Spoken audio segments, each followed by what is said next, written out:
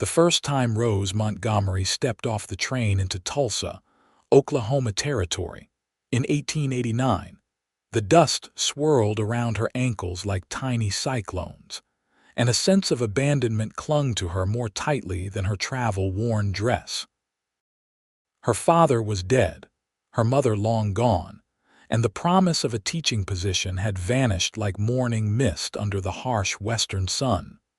Rose clutched her single valise, watching the train pull away, taking with it her last connection to Boston and everything familiar.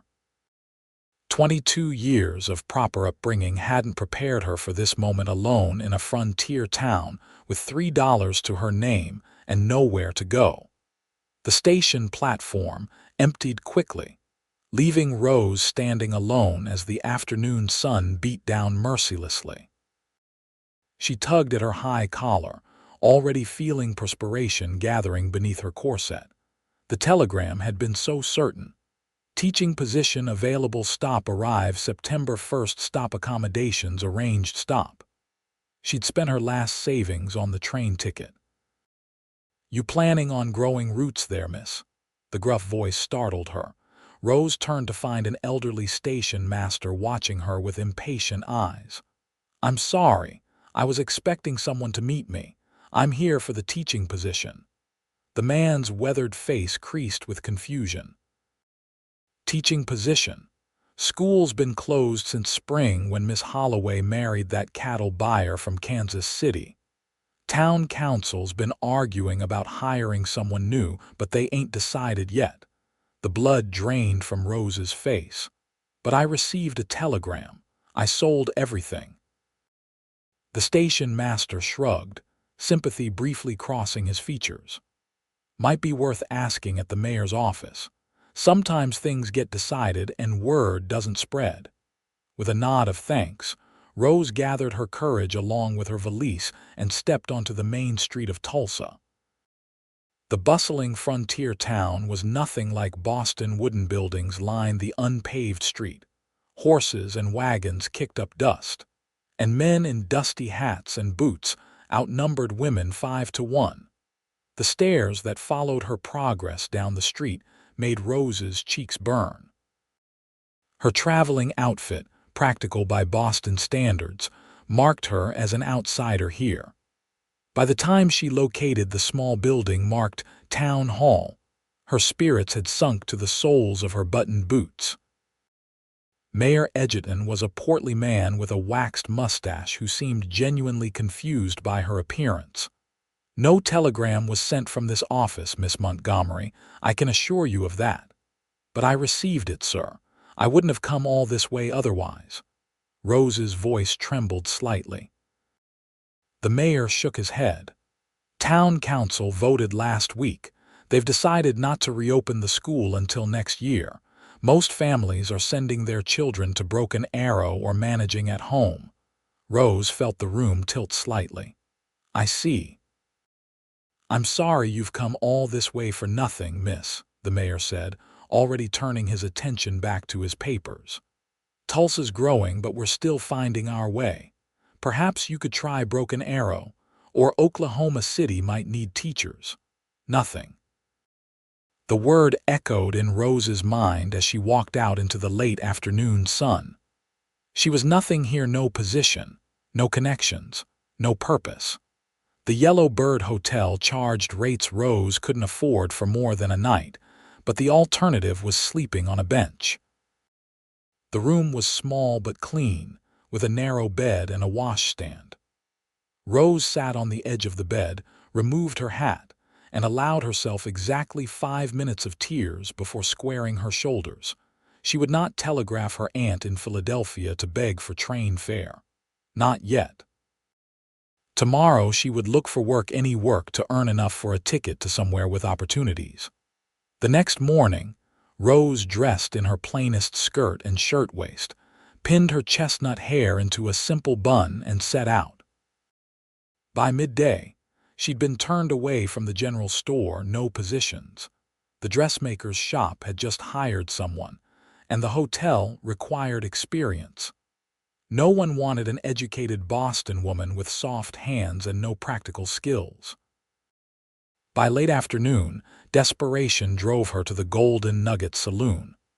Ladies didn't enter such establishments in Boston, but she'd noticed women working inside when she passed. Perhaps they needed help serving drinks or cooking. The moment she stepped through the batwing doors, conversation dimmed.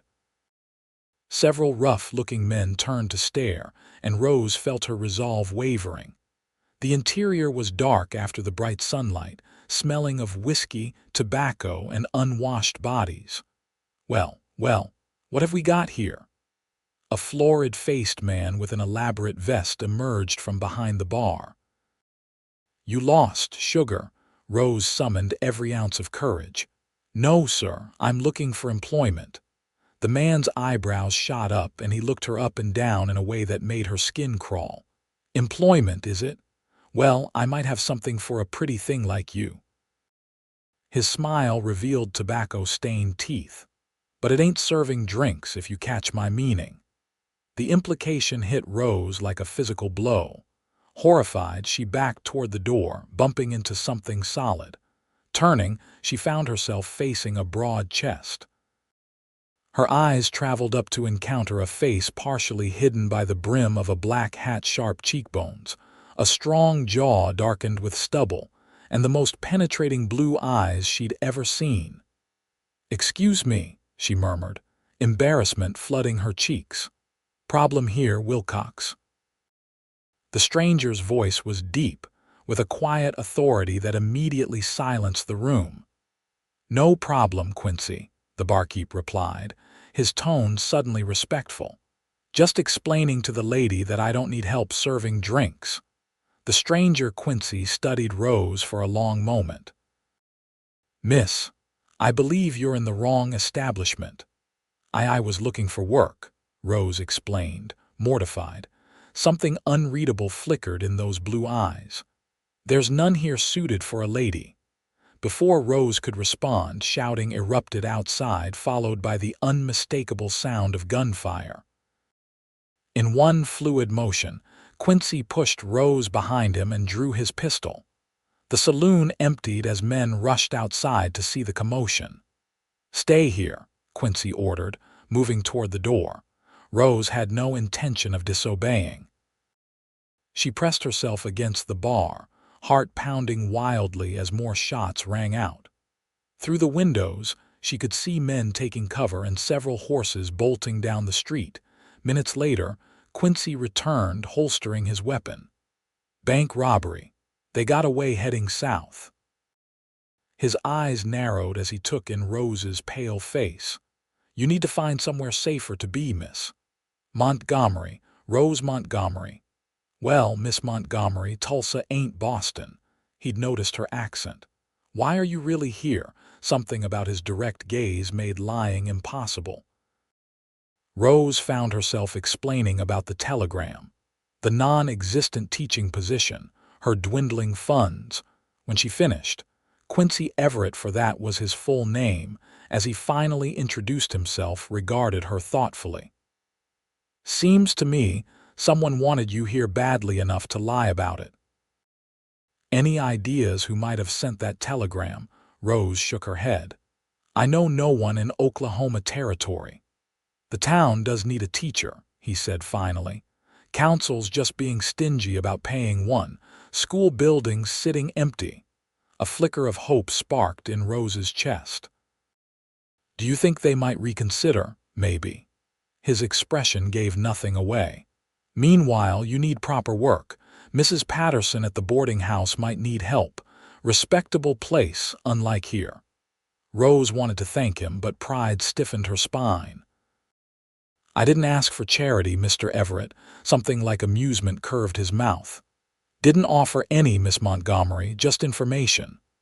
He touched the brim of his hat and turned to leave. "Wait," Rose called. "Who are you exactly? In this town, I mean." He paused at the doorway, silhouetted against the late afternoon light. "Just a man who knows the difference between a lady looking for honest work and those looking for trouble." With that, he was gone. Rose made her way to Patterson's boarding house before sundown. Mrs. Patterson was a bustling widow in her 50s who eyed Rose suspiciously until she mentioned Quincy Everett's name. "Quincy sent you." The woman's demeanor changed instantly. "Well, why didn't you say so? Come in, come in." By nightfall, Rose had secured room and board in exchange for helping with meals, cleaning, and laundry. The work would be hard, but it was honest, and she'd have time to campaign for reopening the school. It was only when she was alone in her small attic room that Rose realized she still didn't know who Quincy Everett was, or why his name carried such weight in Tulsa. 2 weeks passed in a blur of hard work. Rose's hands, once soft and unblemished, became red and chapped from washing sheets and scrubbing floors. Yet there was satisfaction in earning her keep, in proving to herself and the watchful eyes of Tulsa that she wasn't helpless. She'd seen Quincy Everett only twice, once riding through town on a magnificent black stallion, and once emerging from the mercantile. Both times he'd acknowledged her with a tip of his hat, but nothing more from Mrs. Patterson's gossip. Rose learned he owned a substantial cattle ranch 5 miles outside town. He'd arrived in Tulsa 3 years earlier, bought the struggling spread from a widow, and turned it profitable within a year. People respected him, but he kept to himself. Not the socializing type, Mrs. Patterson explained while showing Rose how to properly starch collars. Some say he was a lawman before coming here. Others say he rode with some rough characters. Nobody knows for certain, and nobody asks. On her day off, Rose decided to visit the abandoned schoolhouse. The small white building sat on the edge of town, weeds growing high around its foundation. Using the key the mayor had reluctantly provided, she unlocked the door and stepped inside. Dust motes danced in the sunbeams streaming through dirty windows. 8 rows of desks faced a teacher's desk on a small platform. A blackboard covered the front wall, still bearing faint chalk marks from the previous spring. Bookshelves lined the back wall, surprisingly well stocked. Rose ran her fingers along the spines of readers, arithmetic primers, and history texts. This could be her domain if only she could convince the town council. She'd already drafted a proposal arguing that a growing community like Tulsa needed to educate its children if it hoped to prosper.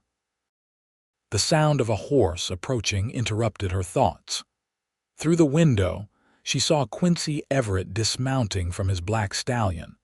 Her heart inexplicably quickened as he tied the horse to the hitching post and strode toward the schoolhouse.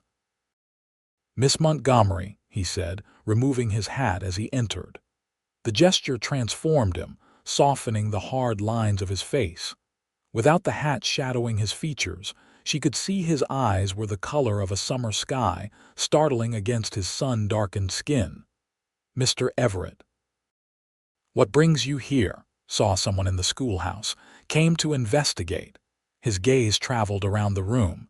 "You've been busy." Rose realized she'd unconsciously begun cleaning while exploring, brushing cobwebs from corners and arranging desks in neat rows. "Force of habit," she admitted. "I've taught before in Boston," he nodded, moving further into the room. "Mrs. Patterson says you're a hard worker, not afraid to get your hands dirty." "I do what's necessary." She straightened her shoulders. "Did you come just to check on the schoolhouse?" A hint of a smile touched his lips. "Actually, I came to tell you the town council's meeting tonight. Thought you might want to present your case." Rose blinked in surprise. "How did you know I had a case to present?" Word travels. Small town. He replaced his hat. "Meetings at 7 at town hall. I'd be there early if I were you." As he turned to leave, Rose called after him. "Will you be there, Mr. Everett?" He paused at the doorway. "I might. Got some business with the council myself." That evening, Rose dressed in her one good outfit, a navy blue skirt and jacket that had seen better days but still conveyed respectability. She arrived at Town Hall 30 minutes early to find the small meeting room already half filled with the prominent citizens of Tulsa. Mayor Edgerton nodded coolly when he spotted her. "Miss Montgomery, I understand you wish to address the council." "Yes, sir, about reopening the school." "We'll hear you after we deal with the regular business," he said dismissively. Rose took a seat at the back of the room, nervously clutching her written proposal. As the meeting time approached, more people filed in, including several she recognized as shopkeepers and businessmen. At precisely 7 o'clock, Quincy Everett entered, removing his hat as he crossed the threshold. The subtle shift in the room was palpable. Men straightened in their seats, conversations quieted. Quincy acknowledged a few people with nods but said nothing as he took a position leaning against the back wall. Mayor Edgerton called the meeting to order, and the council proceeded through tedious discussions of road repairs, tax collections, and a dispute over water rights. Rose listened attentively, trying to gauge the personalities of the 5 council members who would decide her fate. Finally, after nearly an hour, the mayor announced, "Next, we have Miss Montgomery, who wishes to discuss reopening the school." Rose walked to the front of the room, keenly aware of every eye upon her. She'd faced classrooms of unruly boys in Boston, but somehow this was more intimidating. "Gentlemen," she began, her voice steady despite her nerves, "Tulsa is a growing community with a promising future. But no town truly prospers without education. There are 37 school-aged children in Tulsa who currently have no teacher. Your investment in reopening the school would yield returns far beyond the modest salary required." For 10 minutes, she presented her case, outlining her qualifications, a proposed curriculum, and the long-term benefits to the community. When she finished, silence filled the room. Councilman Fletcher, the owner of the Mercantile, spoke first. "It's not that we don't want a school, Miss Montgomery. It's a question of funds. The town treasury is strained with the new water pump and road repairs." "What salary would you require?" Councilman Peters asked. Rose named a figure 20% less than she'd earned in Boston. Even that caused murmurs among the council. "That's more than we can afford," Mayor Edgerton declared. "Unless you have a proposal for funding this position, Miss Montgomery, I'm afraid we must decline." "I have a proposal." Quincy Everett's deep voice cut through the murmurs. All heads turned as he pushed away from the wall and stepped forward. "The floor recognizes Quincy Everett," the mayor said, a note of wariness in his voice. "I'll pay half the teacher's salary for the first year," Quincy stated. "Consider it an investment in the town's future." Shocked silence followed his announcement. Rose stared at him, unable to hide her astonishment. He hadn't even glanced her way, his focus entirely on the council. Mayor Edgerton recovered first. "That's most generous, Mr. Everett. But the town can't become dependent on private charity." "It's not charity," Quincy replied evenly. "It's good business. Educated children become skilled workers. Skilled workers build prosperous towns. Prosperous towns mean profitable ranches." His eyes narrowed slightly. "Unless you'd rather see families moving to Broken Arrow or Oklahoma City, where their children can get proper schooling." The implication hung in the air. Tulsa was competing with neighboring settlements for residents and businesses. Losing families would harm everyone's interests. After a moment of tense silence, Councilman Fletcher cleared his throat. "I move we accept Mr. Everett's offer and match the other half of the proposed salary from town funds." The vote was unanimous. By the meeting's end, Rose was officially hired as Tulsa's schoolteacher, with classes to begin the following Monday. Outside Town Hall, Rose hurried to catch up with Quincy as he strode toward his horse. Mr. Everett, wait. He turned, his expression unreadable in the lamplight spilling from the building. Why did you do that? She asked. You don't know me. You have no reason to believe I'm qualified. You're qualified. His certainty surprised her. How can you be so sure? I asked about you. Boston Latin School for Girls, top of your class, 2 years teaching at Hawthorne Academy. His mouth quirked slightly at her shocked expression. I sent a telegram after we met, made inquiries. You investigated me. Rose wasn't sure whether to be flattered or offended. I investigate everything I invest in. He untied his horse. School opens Monday. You'll need supplies. Make a list for Fletcher at the Mercantile. He'll put it on my account. Rose drew herself up. Mr. Everett, I appreciate your assistance with the council, but I cannot accept personal charity. He regarded her steadily. It's not personal, Miss Montgomery, and it's not charity. It's an advance on your salary. You can repay it when you're able. Before she could respond, he swung into the saddle with fluid grace. Good night, Miss Montgomery. Congratulations on your position. As he rode away into the darkness, Rose stood watching, conflicted emotions churning within her. Quincy Everett was either her benefactor or her employer or something else entirely that she couldn't quite define. The school bell rang for the first time in months on Monday morning, calling 32 children to education. Rose stood at the door in her best dress, greeting each child by name. She'd spent the weekend visiting families, introducing herself and explaining her teaching philosophy. By noon, she'd assessed each student's abilities and divided them into appropriate groups. By the end of the day, she'd established rules, expectations, and begun rekindling the joy of learning in young minds too long without guidance.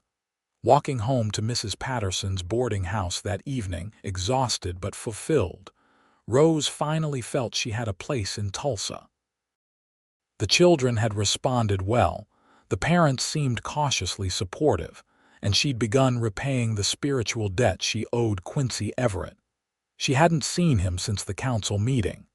According to Mrs. Patterson, he rarely came to town except for business. His ranch, the Rocking E, was prosperous but demanding of his time. As October faded into November, Rose settled into a routine. Weekdays were consumed with teaching, evenings with grading and preparation, Saturdays with helping at the boarding house. On Sundays, she attended the small Methodist church, gradually making acquaintances if not quite friends. Tulsa was changing her. Her hands remained reddened from work, but they were stronger now. Her skin had tanned slightly from walking to and from school each day. Her attitudes were changing too. She found herself less concerned with proprieties that had seemed so important in Boston, more focused on practicalities. One blustery November afternoon, Rose dismissed her students early as dark clouds threatened snow. Unusual for so early in the season, but the old-timers had predicted a harsh winter. She was securing the schoolhouse windows when the door opened, bringing a gust of cold air and Quincy Everett. Mr. Everett. She tried to hide her surprise. He hadn't set foot in the schoolhouse since that day in September, Miss Montgomery. He removed his hat, revealing hair the color of burnished mahogany. I was passing by, wanted to see how you're settling in. Very well, thank you. She gestured around the now spotless schoolroom with its neatly arranged desks and walls decorated with students' work. The children are progressing nicely. He nodded, moving further into the room. I've heard good reports. His eyes fell on the small stove in the corner, barely glowing. That's not putting out much heat. It's adequate, Rose replied, though in truth the schoolroom was never quite warm enough on cold days. I've requested more coal from the council, but they're being economical. Something like anger flashed across his features. I'll speak to Fletcher. You'll have more coal by morning. That's not necessary. Children can't learn if their fingers are too cold to hold a pencil. His tone brooked no argument. Rose studied him, this enigmatic man who seemed determined to solve her problems from a distance. Why do you care so much about the school, Mr. Everett? You have no children. He moved to one of the bookshelves, running his fingers along the spines. I had no schooling as a boy. Not properly. Learned to read from my mother, then taught myself what I could. His voice was matter of fact, without self-pity. Saw too many men trapped in bad situations because they couldn't read a contract or figure numbers. The admission surprised her. Nothing in his speech or manner suggested a lack of education. You seem to have overcome that disadvantage admirably.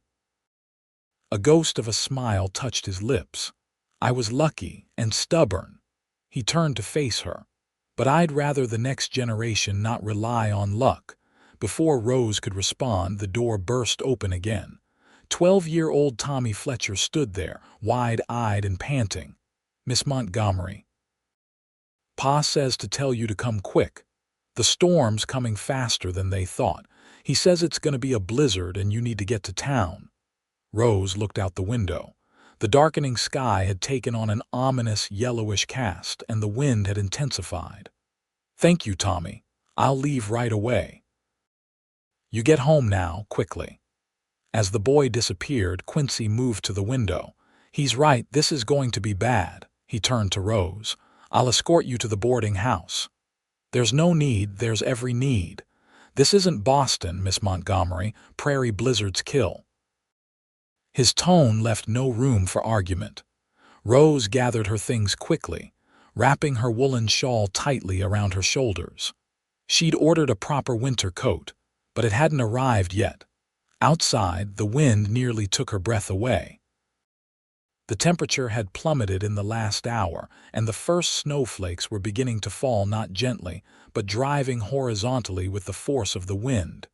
Quincy took her arm, guiding her toward his waiting horse. We need to hurry. I can walk, Rose protested, even as she shivered. Not in this, you can't.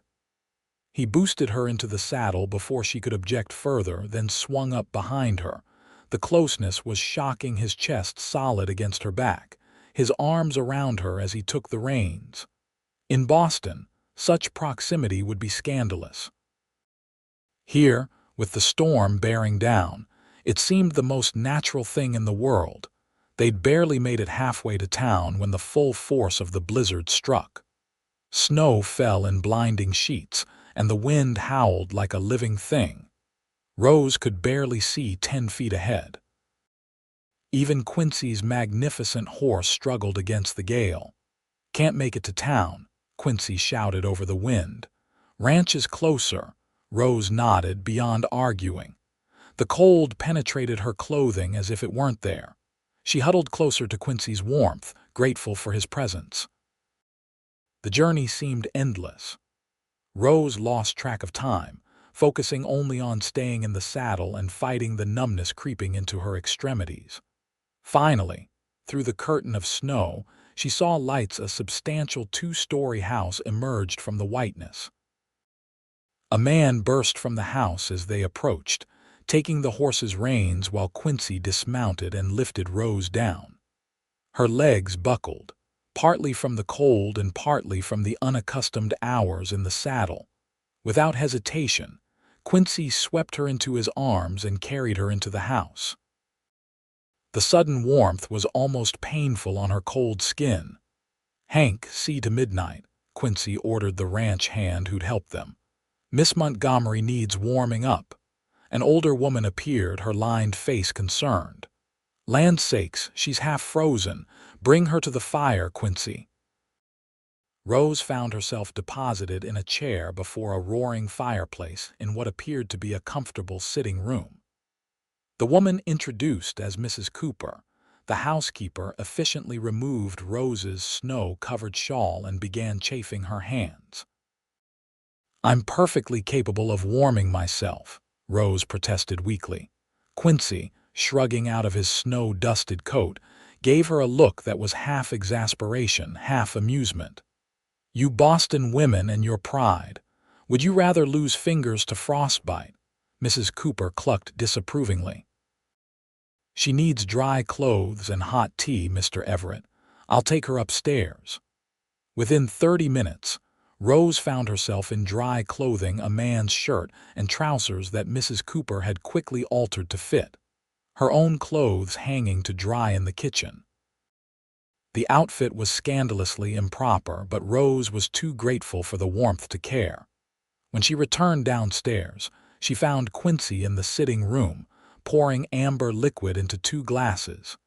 He changed as well into a clean shirt and trousers, his hair still damp from snow. "Feeling better?" he asked, offering her a glass. "Much, thank you." She accepted the drink cautiously. "What is this?" "Whiskey, best thing for the chill." He gestured for her to sit. Rose took a tentative sip and gasped as the liquor burned its way down her throat. "Goodness!" A genuine smile crossed his face, the first she'd seen from him. It transformed his features, softening the hard lines and revealing a small dimple in his right cheek. "Too strong." "No, just unexpected." She took another sip, more prepared this time. The warmth spread through her chest pleasantly. They sat in companionable silence for a few moments, listening to the storm rage outside. Through the windows, Rose could see nothing but swirling whiteness, illuminated by the light from the house. "How long will it last?" she finally asked. "Hard to say. Could be hours, could be days." He studied her over the rim of his glass. "You're stuck here until it passes, I'm afraid. No getting back to town in this." The impropriety of the situation struck Rose suddenly. Here she was, alone in a bachelor's home, wearing men's clothing, drinking whiskey. Her Boston acquaintances would be scandalized. Quincy seemed to read her thoughts. "Mrs. Cooper lives in. Her husband's my foreman. Your reputation is safe." Rose felt her cheeks warm. "I wasn't." "Yes, you were." His tone was matter of fact, not mocking. "It's natural you'd be concerned." "Perhaps in Boston," Rose admitted. "Everything is different here." "Not everything." He set his glass down. "People still talk, and a schoolteacher needs to be above reproach." The consideration touched her. "You've thought of everything, haven't you, Mr. Everett?" "Quincy," he said quietly. "If you're going to be stuck here for the duration of the storm, you might as well use my name." "Quincy," she repeated, liking the feel of it on her tongue. "And I'm Rose." He nodded, something indefinable flickering in his eyes. "Rose." Mrs. Cooper appeared with a tray of food, hot stew, fresh bread, and coffee. As they ate, Rose found herself studying Quincy covertly. In the warm light of the fire, she could see details she'd missed before: a thin scar along his jawline, the fine lines around his eyes that spoke of squinting into the sun, the capable hands that handled delicate china with unexpected grace. "Have I grown a second head?" he asked, catching her gaze. Rose flushed. "I'm sorry, I was just—" "You're not what I expected." "Oh, and what did you expect?" She gestured around the well-appointed room with its comfortable furniture, bookshelves laden with volumes and subtle touches of refinement. "Not this." "Cowboys in penny dreadfuls live in crude cabins." He laughed, a rich sound that seemed to surprise even him. "I hate to disappoint your literary sensibilities, but real ranchers aren't much like those dime novels." "Clearly." Rose's eyes fell on the bookshelves again. "You have an impressive library. Help yourself. I don't get much chance for reading these days, but I can't seem to stop buying books." After dinner, Rose did exactly that, exploring his collection while Quincy dealt with some ranch business. She was deep in a volume of Tennyson's poetry when he returned. "You found something you like?" It wasn't a question. Rose nodded. "I wouldn't have taken you for a poetry enthusiast." "There's a lot you wouldn't take me for," he replied, a hint of challenge in his voice. Something in his tone made Rose set the book aside. Why did you really help me get the teaching position, Quincy? The truth this time. He considered her for a long moment, as if deciding how much to reveal. Finally, he said, because you deserved better than what this town was offering. And you appointed yourself my champion. She couldn't keep a hint of tartness from her voice. No, I appointed myself an investor in this town's future. He moved to stand by the fire, the flames casting his face in sharp relief.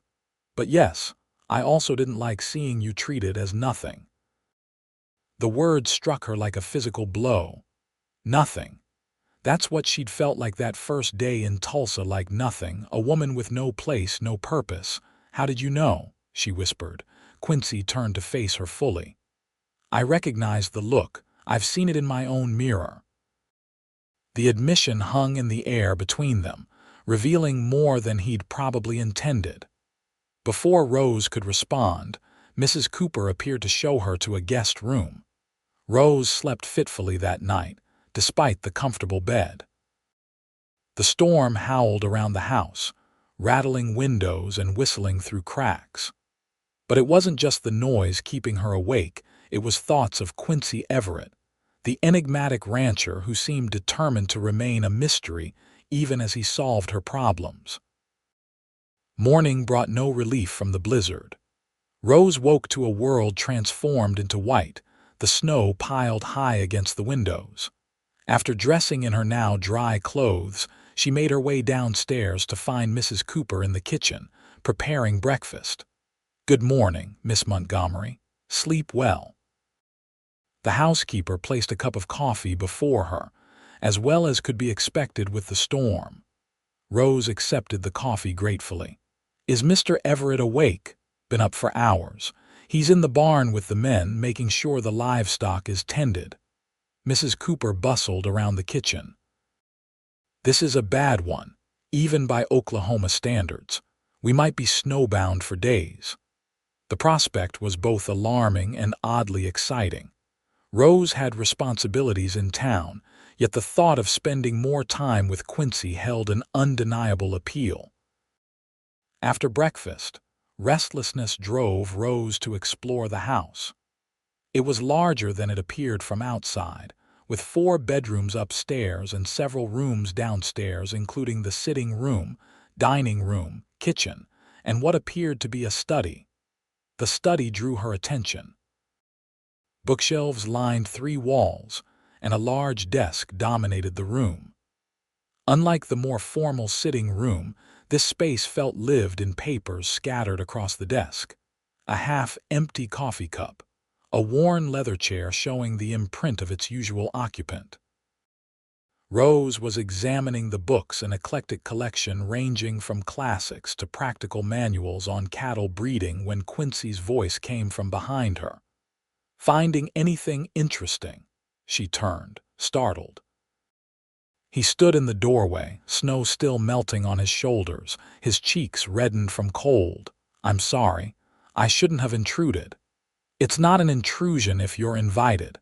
He stepped into the room, removing his gloves. And you're welcome to any book that catches your fancy. Your collection is impressive. You've read all of these. Most. He moved to stand beside her, close enough that she could smell the cold air clinging to his clothing. Some more than once. Rose pulled a volume from the shelf, Principles of Modern Education by Horace Mann. This surprises me. Why? Because ranchers shouldn't be interested in educational theory. There was no heat in his question, just genuine curiosity. Because it's a specialized text, most people wouldn't read it without professional interest. He took the book from her, turning it in his hands. I told you I value education, I meant it. He replaced the book carefully. What else surprises you about me, Rose Montgomery? The question hung between them, layered with meaning she couldn't fully decipher. Everything, she admitted, and nothing. His eyebrows rose slightly. You're a contradiction, she explained. A cattle rancher who reads poetry and educational theory. A man who keeps to himself yet intervenes in town affairs. Someone who barely speaks to me yet has changed the course of my life. I'm a simple man with complicated interests, he said, moving away from her to stand by the window, and I intervene only when necessary. Was I necessary? The question slipped out before she could stop it. He turned, his blue eyes intense. Your situation was. That's not what I asked. For a moment she thought he wouldn't answer. Then, quietly, yes, you were necessary, Rose. This town needed you even if it didn't know it. Something unspoken lingered beneath his words, something Rose wasn't sure she was ready to examine. She changed the subject. How bad is the storm? Bad enough. We won't be going anywhere today or tomorrow. He moved to his desk. But the ranch is well provisioned and the animals are secure. The day passed more pleasantly than Rose could have imagined. After Quincy finished his morning business, which apparently consisted of a substantial amount of correspondence, he surprised her by offering a tour of the house and what outbuildings they could reach through the snow. The ranch was impressive, larger and more prosperous than she'd realized. Though the blizzard limited their exploration, Quincy described his operation in detail. The breeding program he'd instituted, the improvements to the land, his plans for expansion. You've accomplished a great deal in 3 years, Rose observed as they returned to the house, brushing snow from their clothing. I had a clear vision of what I wanted to build. He helped her remove her borrowed coat. And no distractions. Is that how you see people? As distractions? The question was bold, but the strange intimacy created by their isolation encouraged honesty. Quincy considered her for a moment. Some people, yes. Others are. Enhancements.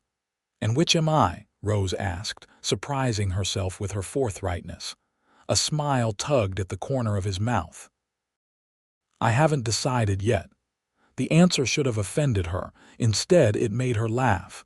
At least you're honest, always. His expression sobered. Life's too short for anything else. The remainder of the day passed in conversation that ranged from literature to politics to Rose's experiences teaching. Quincy proved to be an excellent listener, asking insightful questions and offering thoughtful responses. By evening, Rose felt she'd learned more about him in one day than in the previous 2 months, yet he remained enigmatic, revealing only what he chose to. After dinner, they sat before the fire while the storm continued its assault on the house. Mrs. Cooper had retired early, leaving them alone with coffee and brandy. Tell me about Boston, Quincy said suddenly. Do you miss it? Rose considered the question. I miss certain aspects, the libraries, the concerts, the sense of permanence.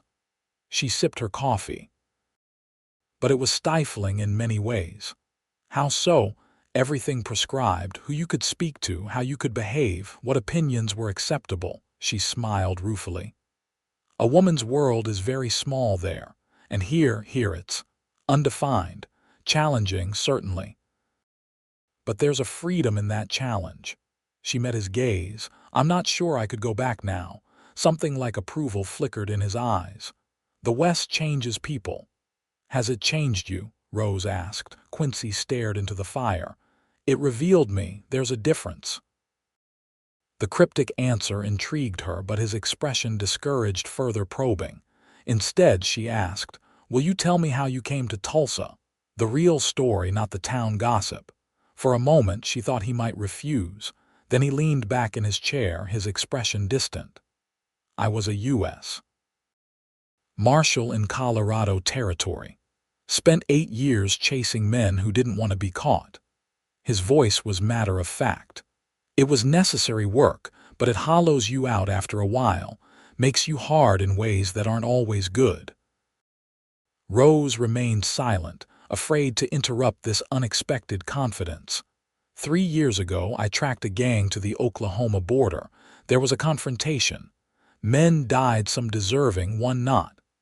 Pain flashed briefly across his features. When it was over, I turned in my badge. Decided I was done with that life. And you came here, he nodded. I'd passed through once before, remembered the valley where the ranch sits. When I heard the Spencer place was for sale, it seemed like Providence. You never wanted to return to Colorado, to your family. No family to speak of. Mother died years ago. Father I never knew, he shrugged slightly. The ranch is enough. Is it? Rose asked softly. Quincy's eyes met hers, something unreadable in their depths. It was. The simple response sent a tremor through Rose that had nothing to do with the cold. Before she could respond, a particularly violent gust of wind rattled the windows, breaking the moment. Quincy stood. It's late. You should rest. The dismissal was gentle but firm. Rose nodded, rising from her chair. Thank you for sharing your story. Hardly my whole story, he replied, his usual reserve returning. Just enough to satisfy your curiosity. For now, Rose agreed, a slight smile playing on her lips. Something like amusement flickered in his eyes. Good night, Rose. Good night, Quincy. As she climbed the stairs to her room, Rose realized she was more intrigued by Quincy Everett than ever. The glimpse beneath his carefully maintained facade had revealed depths she hadn't anticipated and awakened feelings she hadn't expected. The blizzard continued for 2 more days, keeping Rose snowbound at the Rocking E. During that time, a fragile connection formed between her and Quincy, not quite friendship, not quite something more, but a mutual recognition that transcended their brief acquaintance. They talked for hours, played chess, which Rose won more often than not, and read aloud to each other from his library. Rose discovered Quincy had a dry wit that emerged when he was comfortable, and a depth of knowledge on subjects ranging from Shakespeare to cattle breeding. In turn, she found herself sharing stories of her childhood, her hopes for the school, even her fears about failing in this new life. On the morning of the 4th day, Rose woke to silence. The howling wind had ceased, and sunshine streamed through her window. Looking out, she saw a transformed world, drifts of snow higher than a man's head, trees bent under white burdens, and a sky so blue it hurt the eyes. At breakfast, Quincy announced, "Road to town should be passable by afternoon. I'll take you back then." Rose nodded, ignoring the pang of disappointment. "Of course. I'm sure Mrs. Patterson is worried and the children will need school to resume as soon as possible." "The town will have managed," he said, his tone neutral. "But yes, they'll be expecting their teacher back." The journey to town was made by sleigh, with thick blankets providing warmth against the bitter cold. As they glided over the snow-packed road, Rose found herself wishing the distance were greater, prolonging these final moments of their strange isolation. "Will I see you in town?" she asked as the buildings of Tulsa came into view. Quincy's expression gave nothing away. "I don't come to town often. But when you do," he glanced at her, the winter sun highlighting the blue of his eyes. "When I do, I expect I'll see the schoolteacher." It wasn't the answer Rose wanted, but it was characteristically Quincy, reserved, non-committal, yet not without warmth. Tulsa welcomed Rose back with relief and a flurry of questions about her ordeal. Mrs.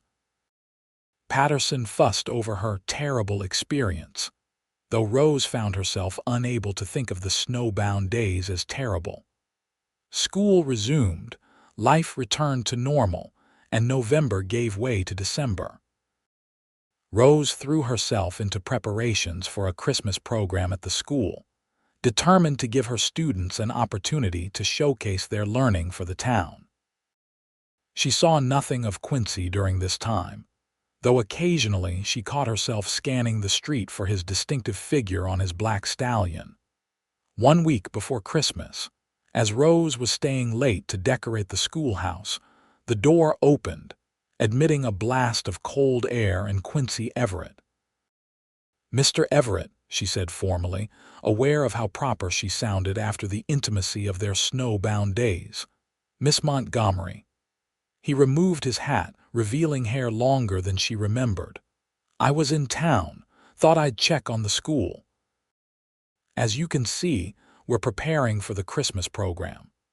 She gestured to the paper chains and evergreen boughs adorning the walls. He nodded, moving further into the room. Mrs. Patterson mentioned it. Quite an undertaking.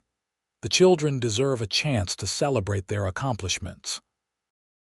Rose busied herself with a stubborn garland. Will you attend? I hadn't planned to. The answer shouldn't have disappointed her, but it did. Well, it's open to the public. 7 o'clock next Thursday at the church. Quincy watched her work for a moment, then said, I brought something for the school. He produced a package from inside his coat. Books, for your library. Rose accepted the package, unwrapping it to find 5 brand new volumes, 2 readers, an atlas, a mathematics text, and a beautifully illustrated collection of fairy tales. Quincy, these are wonderful. The children will be thrilled. She ran her fingers over the embossed covers. Thank you. It's practical, not generous, he said, though his eyes warmed at her pleasure. Children need books, and does their teacher need anything? The question slipped out before she could stop it. Something flickered in his expression, surprise perhaps, or something deeper. What would their teacher need? Rose held his gaze steadily. Perhaps to know she hasn't been forgotten after the snow melted. For a moment, she thought he might retreat behind his customary reserve. Instead, he stepped closer. You haven't been forgotten, Rose. The simple statement carried weight far beyond its words. Rose found herself unable to look away from his intense gaze. Then why? Because this isn't Boston, he interrupted gently. In a town this size, people notice things. They talk, and you need to be above reproach. I don't care what people say, Rose protested. You should. Your position here depends on the community's trust, and your visits would damage that trust. Quincy's mouth tightened. A single woman receiving regular visits from a bachelor with my reputation? Yes, it would raise eyebrows. Your reputation, Rose echoed. As a former lawman who reads poetry and donates to schools, a hint of a smile touched his lips. That's not how most people see me. Then they don't know you. No, he agreed. They don't.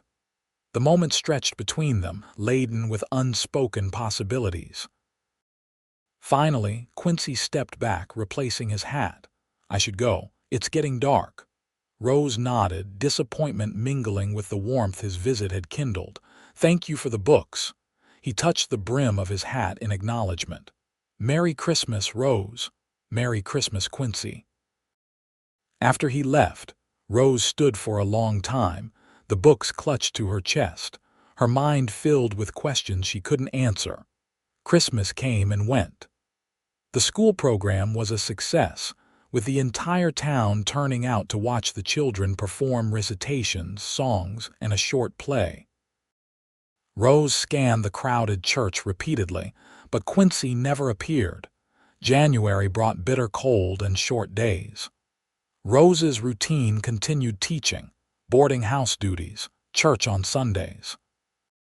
She heard occasionally of Quincy through town gossip. He'd purchased adjacent land, expanding his holdings. He'd hired more hands for the spring roundup. He'd ordered a new breeding bull from Kansas City. Each fragment of information she collected like a precious stone, adding to her mental picture of the man who had somehow become important to her without her quite realizing it. In early February, disaster struck. Rose woke one night to shouts and the acrid smell of smoke. The boarding house was on fire, flames already engulfing the lower floor. She barely escaped in her nightgown and shawl, joining Mrs. Patterson and the other boarders in the snow-covered street as the volunteer fire brigade fought the blaze. By morning, the building was a blackened shell. Everything Rose owned, her clothing, books, teaching materials, the small mementos of her former life, had been reduced to ashes. The town rallied. The Methodist ladies provided clothing. Mayor Edgerton offered temporary accommodations in a room above the town hall, and the mercantile extended credit for necessities. Rose accepted their kindness with gratitude, though privately she wondered how she would repay such debts on her modest salary. School continued despite the setback. Rose wore borrowed dresses and used borrowed books, determined not to let her students' education suffer because of her misfortune. 3 days after the fire, as Rose was closing the schoolhouse for the evening, Quincy Everett appeared at the door.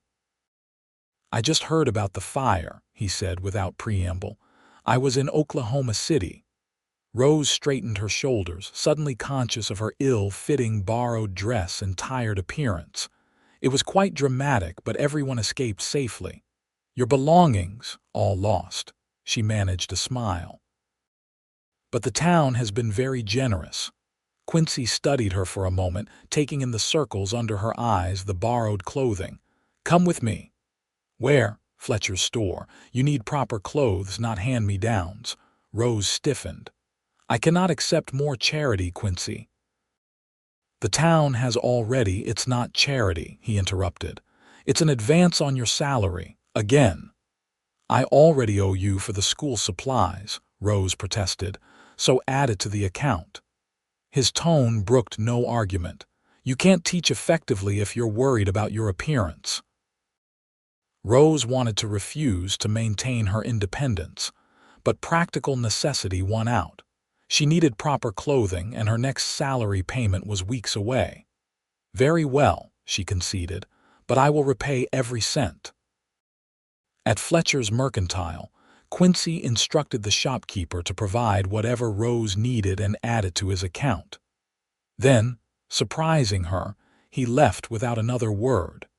As Fletcher's wife helped Rose select fabric for dresses, the older woman commented, "Mr. Everett must think highly of you. He's not one to extend credit lightly." "It's a professional arrangement," Rose explained, feeling her cheeks warm. "For the good of the school."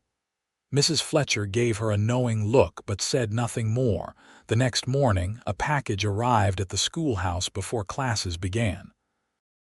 Inside, Rose found a beautiful leather-bound journal and a note in Quincy's bold handwriting. "To replace what was lost. Some things can't be borrowed." The thoughtfulness of the gift, practical yet personal, touched her deeply. She traced the embossed cover, wondering how he'd known that keeping a journal had been her habit since childhood.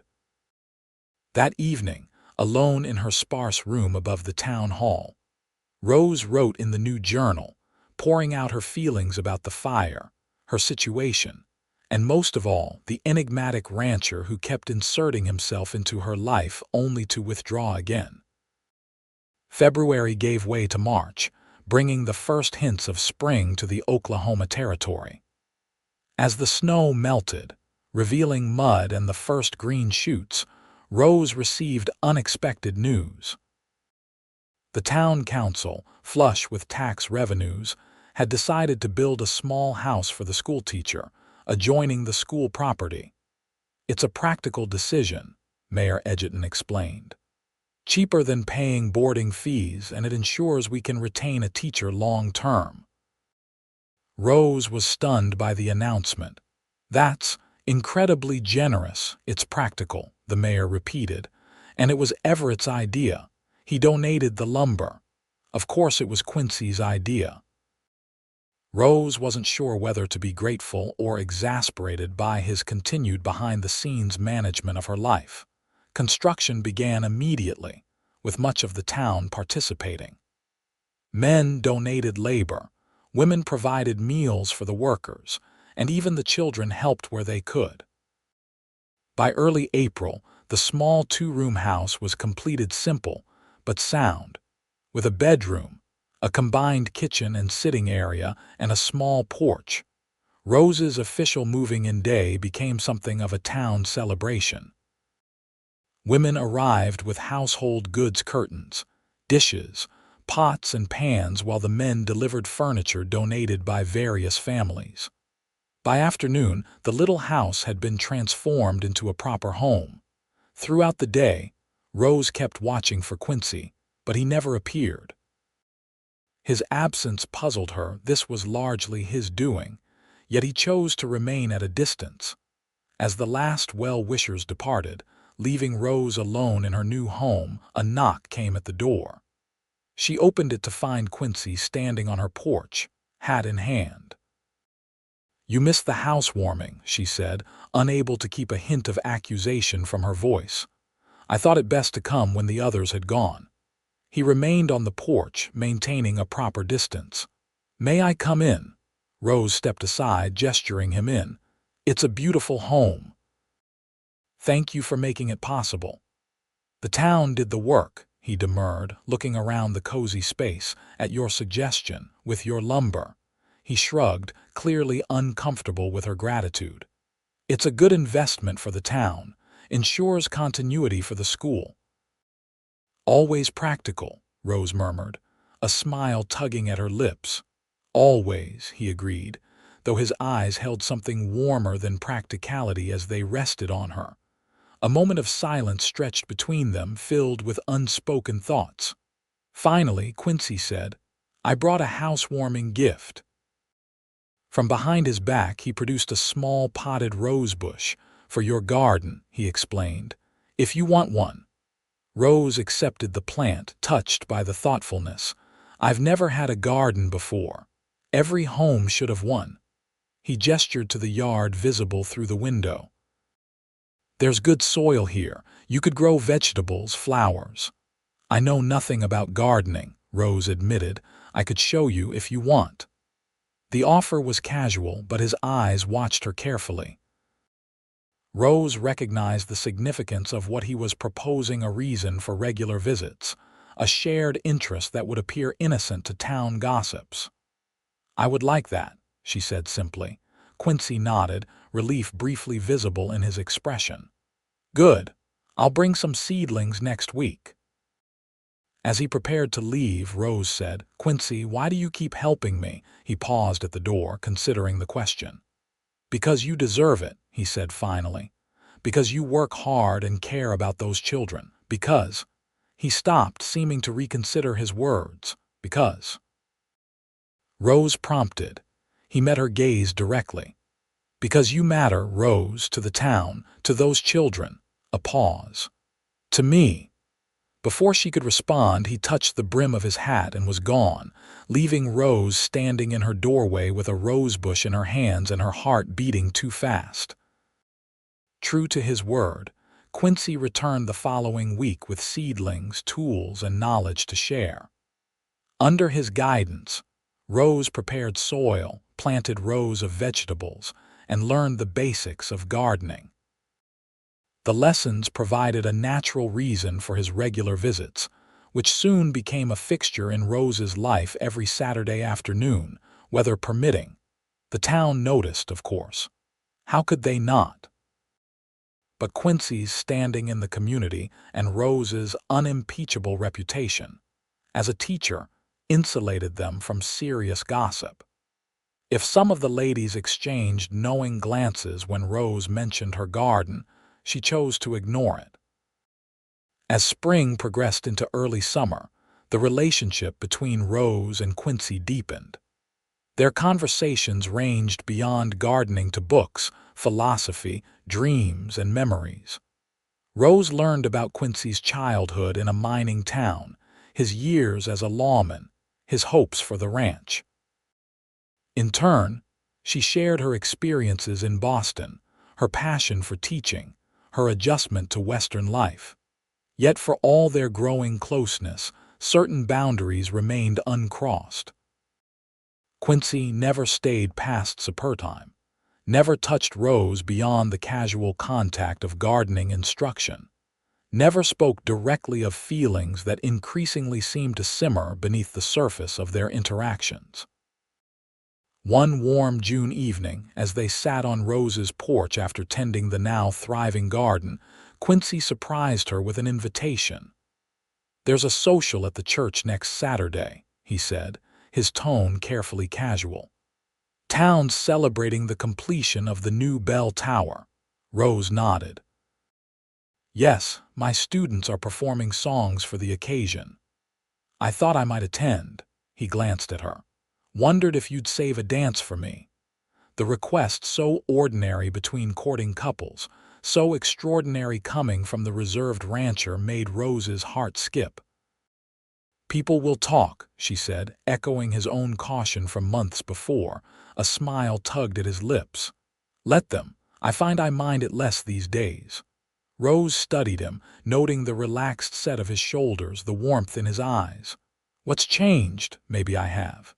He met her gaze directly. Or maybe some things are worth a little gossip. The church social marked a turning point.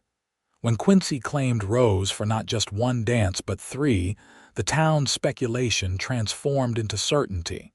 The schoolteacher and the rancher were courting. Mrs. Patterson, now running a smaller boarding house after rebuilding, cornered Rose the following Monday. Well, it's about time. That man's been sweet on you since the blizzard, if not before. We're friends, Rose protested weakly. Friends don't look at each other the way he looks at you when he thinks no one's watching. The older woman patted Rose's hand. It's a good match, dear. He needs someone with sense and softness. You need someone steady. Rose didn't deny it. The truth was, her feelings for Quincy had grown far beyond friendship. His strength, intelligence, and hidden gentleness had captured her heart so gradually she couldn't pinpoint when admiration had become something deeper. Through the summer, their courtship proceeded with the same measured pace that characterized Quincy himself: deliberate, thoughtful, building on a foundation of mutual respect.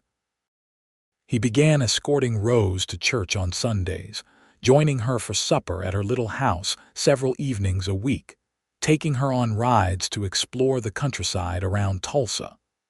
The 4th of July celebration brought another milestone. As fireworks exploded over the town square, Quincy drew Rose away from the crowd to a quiet spot beneath an oak tree. I've been thinking, he began, unusually hesitant. A dangerous pastime, Rose teased gently. He smiled, the expression transforming his face in the way that still made her heart flutter. The ranch house is too big for one person. Is it? Rose's pulse quickened. Always has been. He took her hand, his calloused fingers warm against hers. It needs a woman's touch, children's laughter. Quincy Everett, are you proposing to me? Rose asked, hardly daring to believe it, trying to. He reached into his pocket, producing a small box. Not doing a very good job of it, am I? I haven't heard an actual question yet, Rose pointed out, though her voice trembled slightly. Quincy dropped to one knee, opening the box to reveal a delicate gold ring set with a small diamond. Rose Montgomery, would you do me the honor of becoming my wife? Yes, she whispered, joy flooding through her. Yes, I will. He slipped the ring onto her finger, then rose to his feet, drawing her into his arms for the first time. Their kiss was gentle at first, then deepening as months of restrained emotion found release.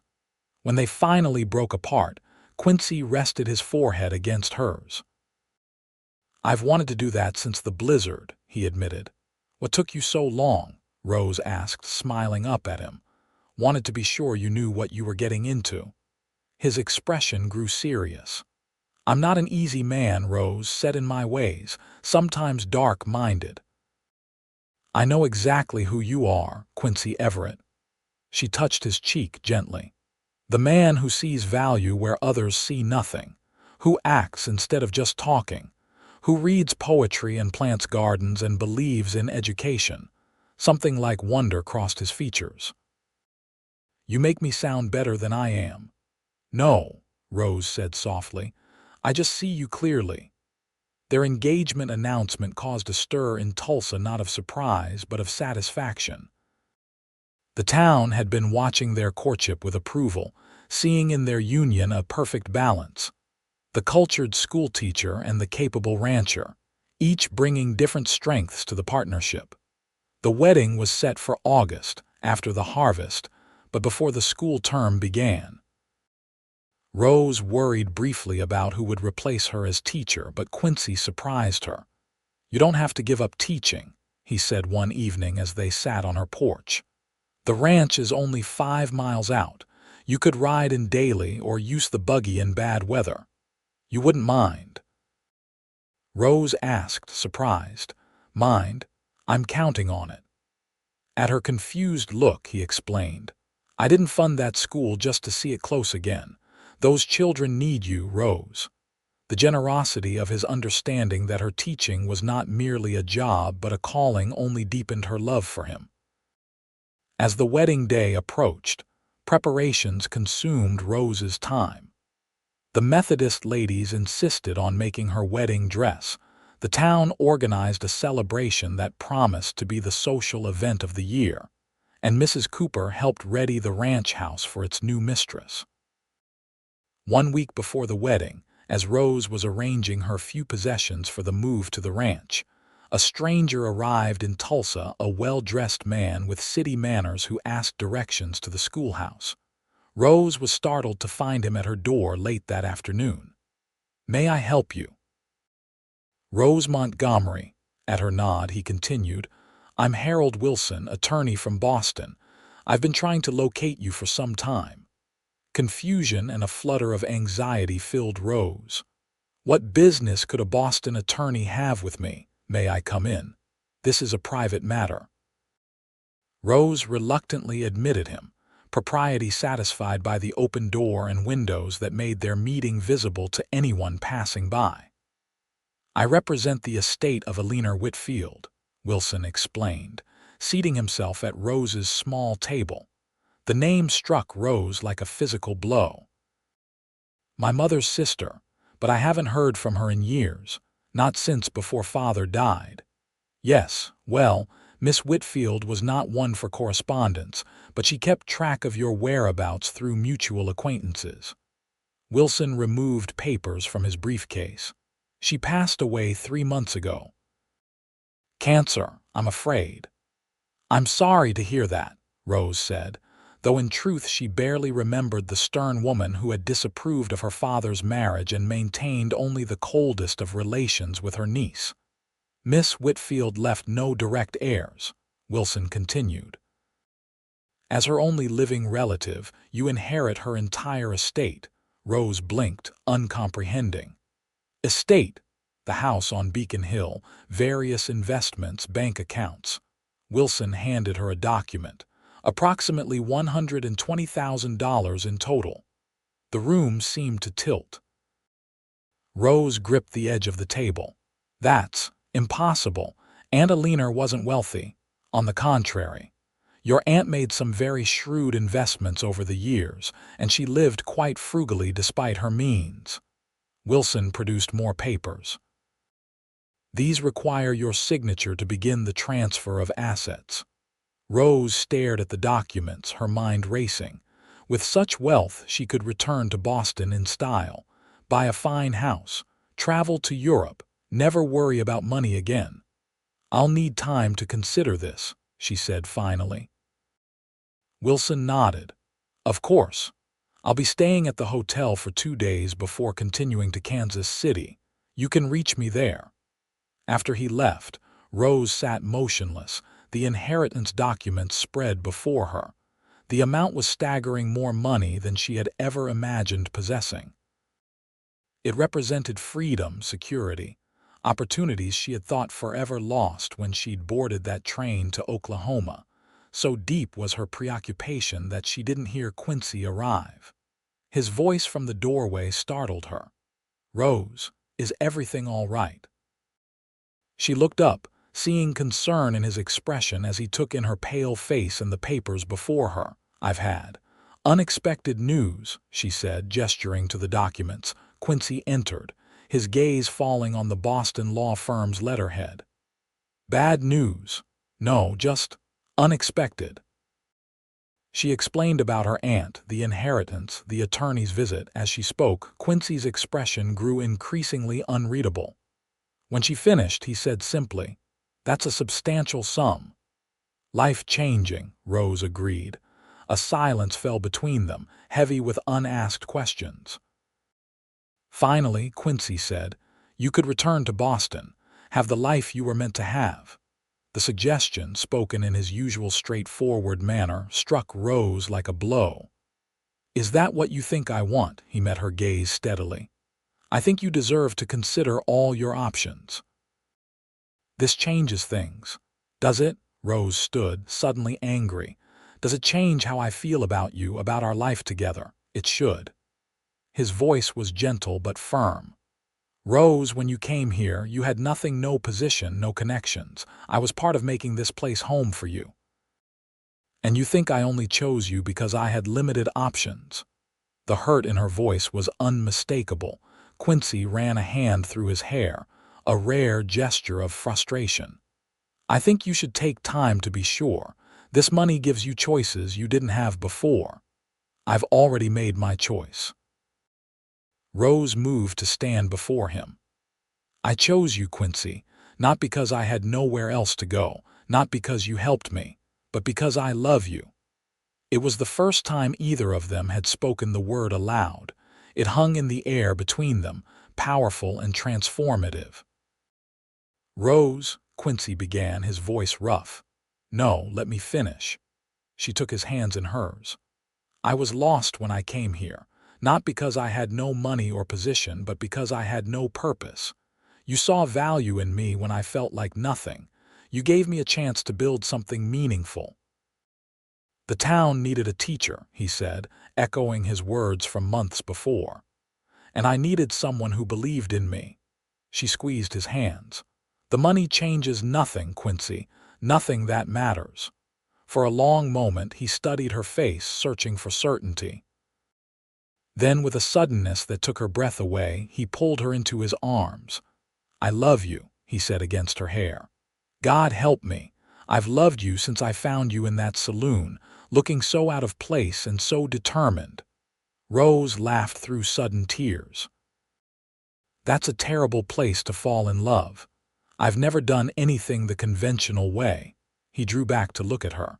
"Are you sure, Rose, truly sure, more certain than I've ever been of anything?" She touched his face gently. "I'll sign the papers tomorrow.